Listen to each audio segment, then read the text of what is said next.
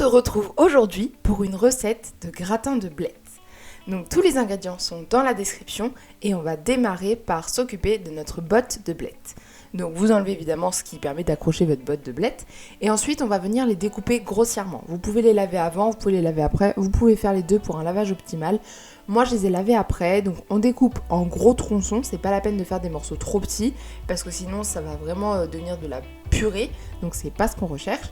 Donc on vient faire des gros morceaux, ensuite une fois qu'on les a lavés, on vient les mettre dans l'eau froide. Donc départ eau froide, c'est parti pour 20 minutes de cuisson à l'eau.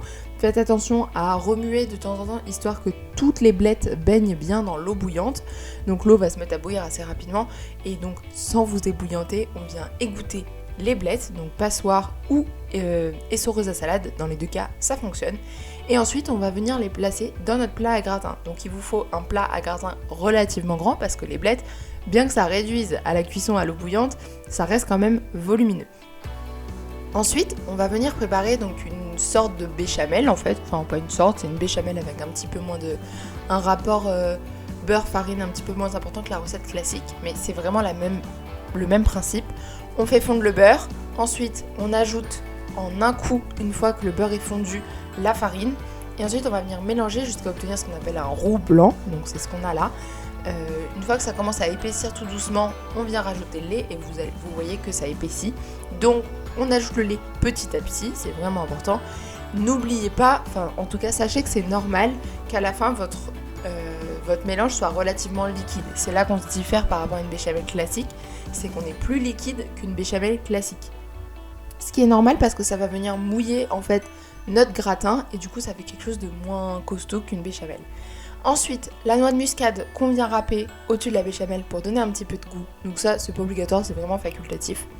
Et ensuite, on enlève la casserole du feu et on va venir verser 3 jaunes d'œufs pour faire une petite liaison dans notre sauce et on vient mélanger.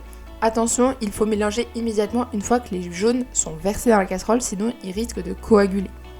Donc on vient mélanger immédiatement et ensuite on reprend notre plat à gratin, on verse notre sauce béchamel dessus, donc on vise à ce que ce soit bien réparti sur tout notre gratin. Ça vient quand même vraiment à niveau, hein. On est vraiment sur le même niveau. Et ensuite, donc moi j'ai bien étalé pour que ce soit bien plat. Et ensuite, on vient prendre du gruyère et ou du parmesan. Pour ma part, j'ai fait un petit mix des deux parce que je trouve ça beaucoup plus gourmand. Donc un petit peu de gruyère et ensuite je viens avec le parmesan parsemer tout ça. On aura préchauffé notre four à 190 degrés et ensuite on va pouvoir venir enfourner notre gratin de blettes.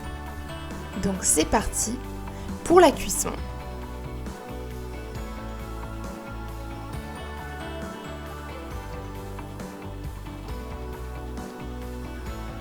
Et c'est parti pour 25 minutes de cuisson. Et voilà, tout est prêt, le tour est joué, vous avez votre gratin de blettes. J'espère vraiment que cette vidéo, cette recette vous aura plu et on se retrouve sur tous les réseaux sociaux. Et moi je vous dis à la prochaine pour une nouvelle vidéo.